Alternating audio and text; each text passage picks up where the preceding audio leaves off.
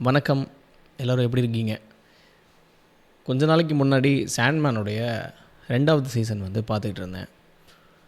அதில் நடுவில் ஷேக்ஸ்பியர் உடைய கேரக்டர் உள்ளே கொண்டு வந்திருப்பாங்க. ஷேக்ஸ்பியர் அந்த ட்ரீம் லார்ட் ஒரு நாடகம் போட சொல்லி கேட்குற மாதிரியான ஒரு காட்சி இடம்பெறும். அந்த டைம் தான் ஷேக்ஸ்பியரை பற்றின ஞாபகம் திரும்ப வந்தது.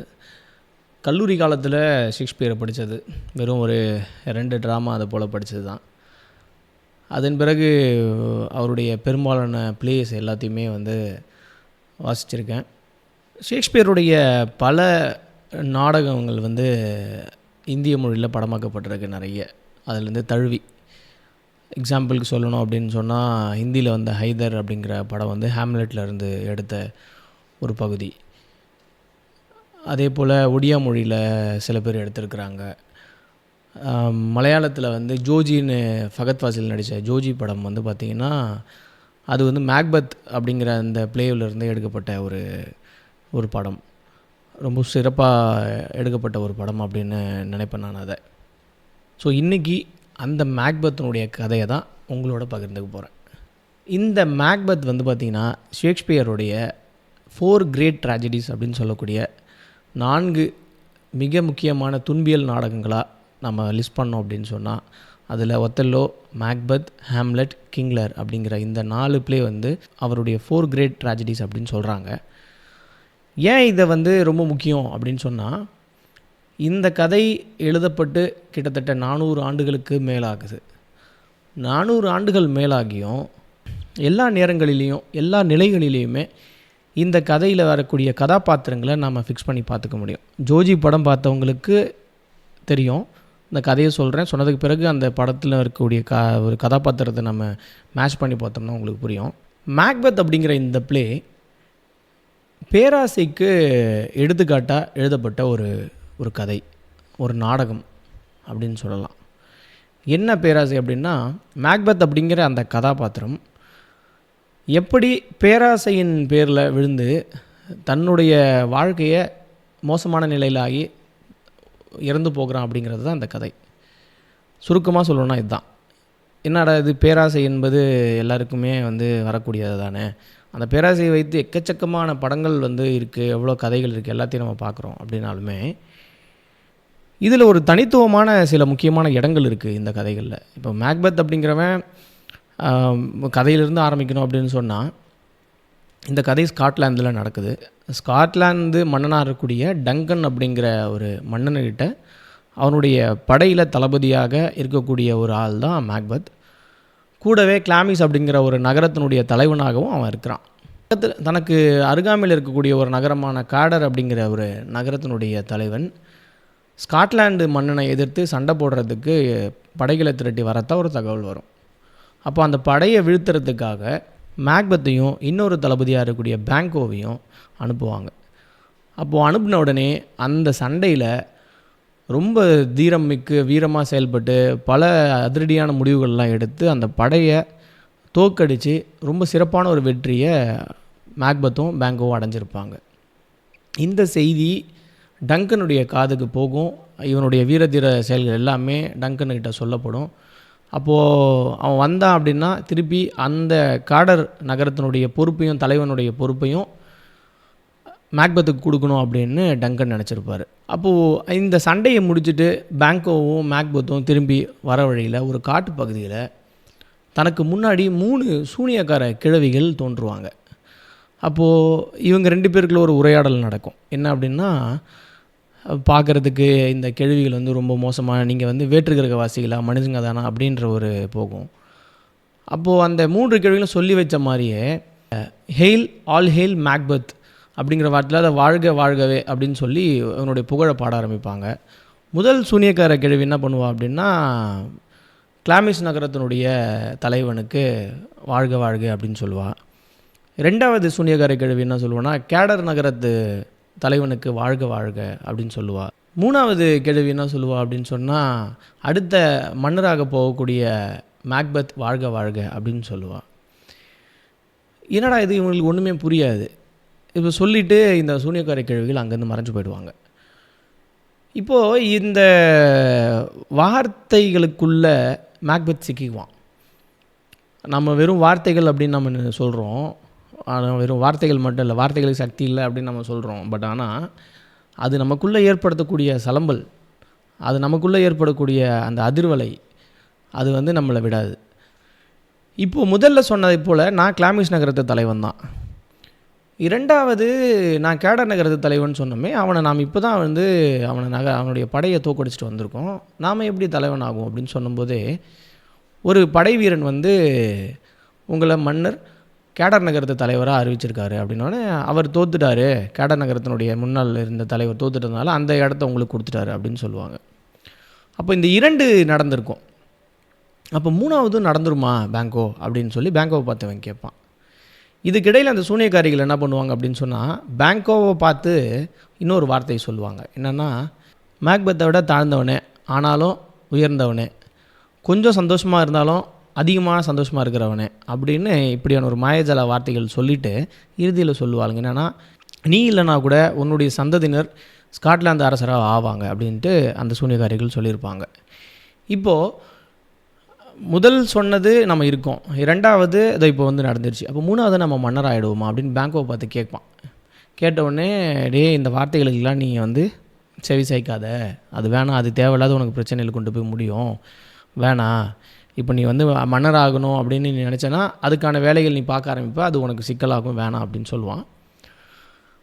அப்போது இந்த கான்வர்சேஷன் அங்கேருந்து முடிஞ்சு மேக்பெத்தும் பேங்கோவும் நகரத்துக்கு போவாங்க. அங்கே ராஜா அவர்களுக்கு எண்ணற்ற பரிசுகள்லாம் கொடுத்து அவனுடைய வீரத்தீர செயல்கள் எல்லாம் பாராட்டி கௌரவிப்பாங்க. அங்கே ஒரு வழக்கம் இருந்தது. என்ன அப்படின்னா, இதை போல் வீர செயல்களை புரிஞ்சுட்டு அவங்களுடைய புகழ் பாடுறதின் பொருட்டு அந்த நாட்டினுடைய ராஜா எந்த வீரனோ அந்த வீரனுடைய வீட்டில் போய் தங்கி விருந்தெல்லாம் உபசரிச்சுட்டு வரணுங்கிறது அவங்களுடைய ஒரு வழக்கம். அப்படி மேக்பெத்துடைய வீட்டுக்கு மன்னர் டங்கன் வந்து வரதா ஒத்துக்கிறார்.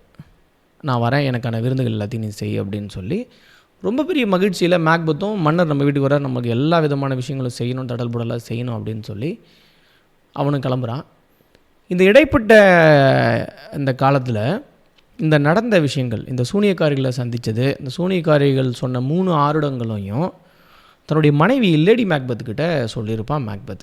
அப்போது அவன் என்ன பண்ணுவான் அப்படின்னா, அந்த சூனியக்காரிகள் சொன்னதைப் போலவே முதல் விஷயம், ஆல்ரெடி நீ கிளாமிஸ் நகரத்தோட தலைவன், 2வது கேடர் நகரத்தினுடைய தலைவன் நீ வீழ்த்திட்ட, அந்த இடத்தையும் நீ தலைவன் ஆகிட்ட, 3வது இந்த நாட்டினுடைய தலைவனாகவும் ஒன்றுன்னு சொல்கிறாங்கன்னா அது எப்படி சாத்தியமில்லாத சொல்லுவாங்க, அவங்க சொன்னது 2 நடந்துடுச்சு, 3வது நடக்கணுமே அப்படின்னு சொல்லும் பொழுது அதுக்கு நாம் என்ன பண்ண முடியும் அப்படின்னும் பொழுது, லேடி மேக்பெத் நாம் வீட்டுக்கு வரக்கூடிய மன்னரை கொன்னுடலாம் அப்படின்னு சொல்கிறான். இப்படி லேடி மேக்பெத் சொன்னதுன்னே மேக்பெத் மிரண்டு போயிடுறான். நீ என்ன சொல்கிற, மன்னரை போய் எப்படி நம்ம கொல்ல முடியும், மன்னரை கொன்னா அவ்வளோதான், நாமும் வந்து மன்னருடைய வம்சம், என்னுடைய ரத்தத்தை நானே போய் எப்படி கொலை பண்ண முடியும் அப்படின்னா, அப்போ லேடி மேக்பெத்தை கன்வின்ஸ் பண்ணுவாள். இந்த பாரு, அந்த சூனியக்காரிகள் சொன்னது எல்லாமே நடந்துருச்சு, நீ இந்த நாட்டினுடைய அரசன் ஆகணும், எல்லா தகுதியும் இருக்கிறவன் நீ அப்படின்னு சொல்லி அவனை பிரெயின் வாஷ் பண்ணி ஒத்துக்க வச்சுருவா. அப்போ மன்னர் விருந்து உபசரிக்கிறதுக்காக வருவார். வந்து எல்லாத்தையும் உபசரிச்சுட்டு அன்றைக்கி தூங்குறதுக்கு போகிற நேரத்தில் இவங்க எல்லோரும் பிளான் பண்ணி வச்சுருப்பாங்க. அந்த வாயில் காப்பாளர்களுக்கு உணவில் மயக்க மருந்து கலந்து கொடுத்து அவங்கள கொஞ்சம் நேரம் கழித்து மயக்கமடைய வச்சுட்டு இரவு தூக்கத்திலேயே மன்னரை கொன்னுடணும் அப்படிங்கிறது தான் இவங்களுடைய பிளான்.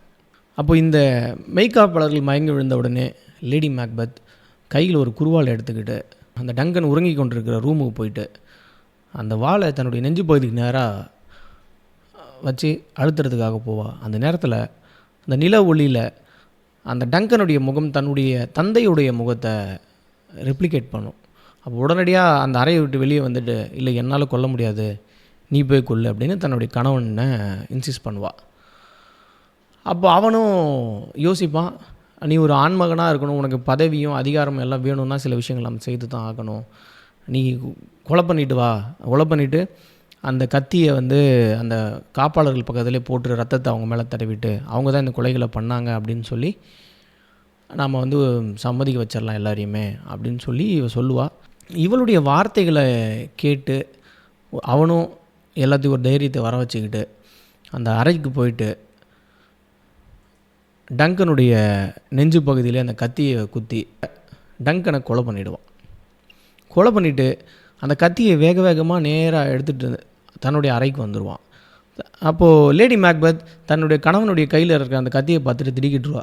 ஏன் நீ இந்த கத்தியை எடுத்துக்கிட்டு வந்த, என்ன நீ அங்கேயே போட்டுட்டு தானே அவனை வர சொன்ன அப்படின்னு சொன்னோன்னே அந்த கத்தியை அவர்கிட்ட பிடுங்கி திருப்பியும் அந்த டங்கன் இறந்து போன அறைக்கு போயிட்டு அந்த ரத்தத்தில் சில பகுதிகளை எடுத்து அந்த மெய்காப்பாளர்கள் மேலே தெளிச்சிட்டு அந்த கத்தியை அந்த அருகாமையிலே போட்டுட்டு இவங்க 2 பேரும் தூங்க போகலாம் அப்படின்ட்டு போயிடுறாங்க. இந்த நொடியிலிருந்து மேக்பெத்துக்கு தூக்கம் என்பது அறவே இல்லாமல் போகும். இந்த கதையில் இது வரைக்கும் யாருக்கும் பயப்படாத, மிக தைரியமாக எல்லாரையும் நேர்முகமாக பார்த்து எல்லாரையும் சந்தித்த ஒரு பெரிய மாவீரனாக இருக்கக்கூடிய மேக்பெத் அவனுடைய வீழ்ச்சி அவனாலேயே ஏற்பட போகுது. அப்போது ஒரு தூக்கத்துக்கோ கண்ணு மூடுறதுக்கோ ஒரு சின்ன சத்தத்துக்கோ எல்லாத்துக்கும் பயப்படக்கூடிய ஒரு நபராக இந்த இடத்துல இருந்து மேக்பெத் மாறுறான். அப்போது தான் தூங்கிறதுக்கு போகிறேன், தூங்க போகும்பொழுது தன் கண்ணை மூடினா தான் கொலை செய்தது, இதுக்கப்புறம் என்ன நடக்கும் அப்படிங்கிறது பார்த்து பயப்படுறது, வருங்காலம் தனக்கு எப்படி அப்படின்ற ஒரு பயம் அவனுக்குள்ளே ஏற்படும். ஒரு மிகப்பெரிய மாவீரன் மிகப்பெரும் ஒரு கோழையாக மாறின இடம் இந்த இடம். அப்போ அந்த கதவு தட்டுற சத்தம் கேட்குது. அப்போ கதவு தட்டுற சத்தம் கேட்டவுடனே அவன் எழுந்து போய் அந்த கதவை திறக்கிறதுக்கு கூட பயந்து தன்னுடைய மனைவியை எழுந்து போக சொல்கிறக்கூடிய நிலையில் ஒரு மிகப்பெரிய ஒரு கோழையாக அவன் மாறி போகிறான். அதே போல் இந்த கதையில் வந்து ரொம்ப முக்கியமான ஒரு இடம் ஒன்று இருக்கும். என்ன அப்படின்னா, தன்னுடைய சொந்த ரத்தத்தையே நாமளே வந்து நம்மளுடைய பேராசைக்காக குத்தி கொன்னுட்டோம் அப்படிங்கிற அந்த காட்சியை வந்து திருப்பி திருப்பி காமிச்சிக்கிட்டே இருப்பாங்க. எப்படின்னா, கை கழுவுறதன் மூலயமா தன்னுடைய கையை அவன் அடிக்கடி கழுவிக்கிட்டே இருப்பான். காரணம் என்னென்னா, தன் கைகளில் முழுக்கம் ரத்தம் இருக்கிறத அவன் தன்னையை தானே கற்பனை பண்ணிக்குவான். அந்த பயம் அவன் கையில் முழுக்க ரத்தம் இருக்கிற மாதிரியே இருக்கும். அப்போ அடிக்கடி அவன் தன்னுடைய கையை சுத்தப்படுத்திக்கிட்டே இருப்பான். அப்போ ஒரு இடத்துல நினைப்பான், இந்த உலகத்தில் இருக்கிற கடலில் இருக்கிற ஒட்டுமொத்த தண்ணியை எடுத்துக்கிட்டு வந்து என்னோடய கையை சுத்தம் பண்ணால் கூட இந்த ரத்தம் வந்து போகுமா, இந்த ரத்தக்கரை போகுமா அப்படின்னு தனக்குள்ள ஒரு எண்ணம் வரும். இதே எண்ணம் அவன் கடைசி வரைக்கும் இறந்து போகக்கூடிய தருணம் வரைக்கும் வரும். இவனுக்கு மட்டும் இல்லாமல் தன்னுடைய மனைவிக்குமே இதே ஒரு நிலை ஏற்படும். அப்போ லேடி மேக்பெத்துக்கும் அந்த கையில் இருக்கிற கரை போகாதா, அரேபிய தேசத்தில் இருக்கக்கூடிய எல்லா வாசனை திரவியங்களை பயன்படுத்தினாலும் இந்த வாசனை நம்மகிட்ட விட்டுட்டு போயிடாதா அப்படிங்கிற அளவுக்கு ஒரு குற்ற உணர்ச்சி ஆளாகக்கூடிய ஒரு நபராக ஏன் மாறி போயிருப்பா. அப்போது தான் நினைத்தது போலவே தன்னுடைய கணவன் அந்த நாட்டினுடைய அரசன் ஆகிடுவான். அந்த டங்கனுடைய 2 பசங்க வேறு நாட்டுக்கு வந்து போயிடுவாங்க. அங்கே இருக்கக்கூடிய தளபதிகள் யாரும் எதுவும் பேச முடியாத நிலை இருக்கும். அரசரானாலும் மேக்பெத்தால் ஒரு நிம்மதியான ஒரு அரசனாக இருக்கவே முடியாது.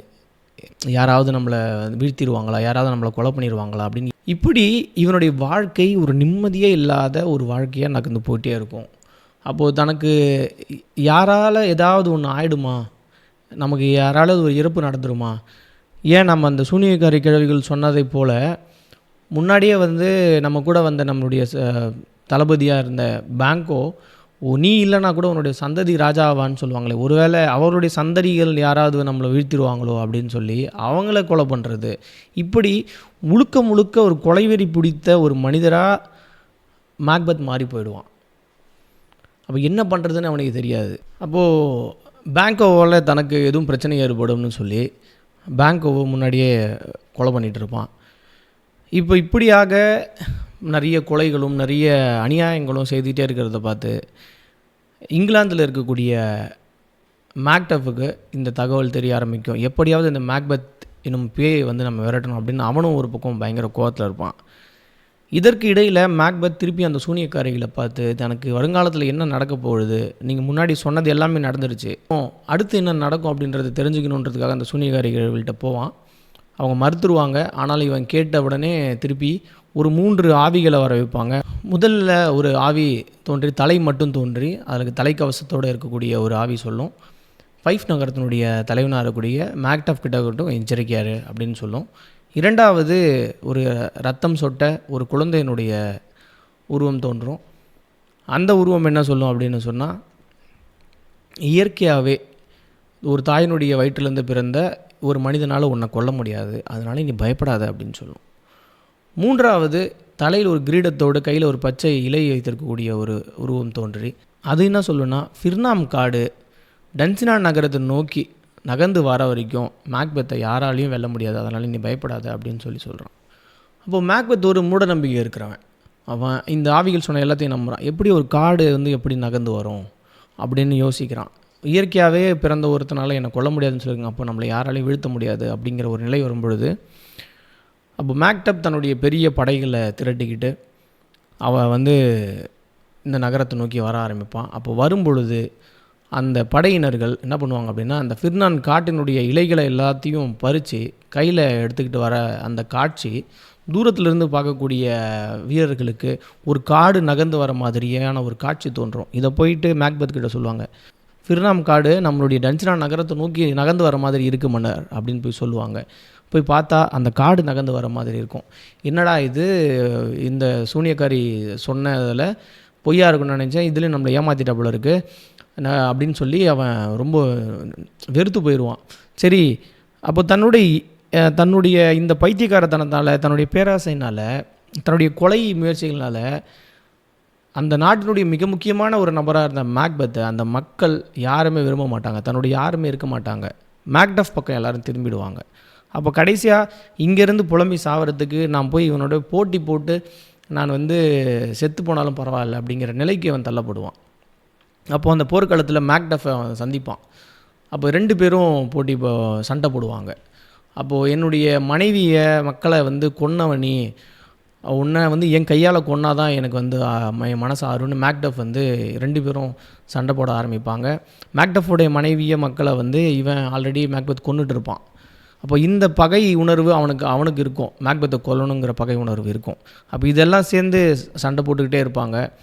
அப்போ அந்த சண்டையில் கொஞ்சம் நேரம் ஓய்வு எடுக்கணும் அப்படின்ட்டு கொஞ்சம் நேரம் இருப்பாங்க. அப்போது இந்த பாரு, ஒரு ஒரு தாயினுடைய வயிற்றிலிருந்து இயற்கையாக பிறந்த ஒருத்தனால என்னை கொல்லவே முடியாது அப்படின்னு சொல்லும்பொழுது அந்த மேக்டப் சொல்லுவான், நான் யாரை எப்படா சொன்னேன் உனக்கு, நான் சாதாரண முறையில் இயற்கையாக பிறந்தேன்னு எப்படா சொன்னாங்க, என்னுடைய தாயினுடைய வயிற்றை வெட்டித்தான் என்னை எடுத்தாங்க, ஆகவே நான் இயற்கையான முறையில் பிறக்கலை அப்படின்னும் பொழுது திருப்பியும் இந்த ஆருடமும் முடிஞ்சு போயிருச்சு அப்படின்னு சொல்லி, அப்போ இந்த 2 பேருக்கு நடக்கிற அந்த சண்டையில் மேக்பெத் கொல்லப்படுவான். அப்போது இந்த கதையும் இப்படியாக முடியும். இதே நிலை தான் அந்த ஜோஜி படத்துலேயும் இருக்கும். என்னென்னா, அவன் ஒரு கொலை பண்ணிவிடுவான், திருப்பி அவன் கை கழுவிக்கிட்டே இருப்பான். அந்த ரத்தம் நமக்கு கற்பனையாகவே நம்மளுடைய கைகளில் வந்துடும் அப்படிங்கிற அந்த தன்மை காமிச்சிக்கிட்டே இருப்பாங்க. ஸோ இதுதான் இந்த மேக்பெத் கதை. இது ரொம்ப ஃபேமஸ்ஸு. நிறைய இடங்களில், நிறைய படங்களில் இந்த காட்சிகளை அங்கங்கே கொஞ்சம் கொஞ்சமாக வச்சுருப்பாங்க. அப்போ இந்த எல்லா படங்களுக்கும் காட்சிகளுக்கும் ஒரு ரோல் மாடல் அல்லது ஒரு எக்ஸாம்பிளுக்கு இந்த மேக்பெத் கதையை சொல்லலாம்.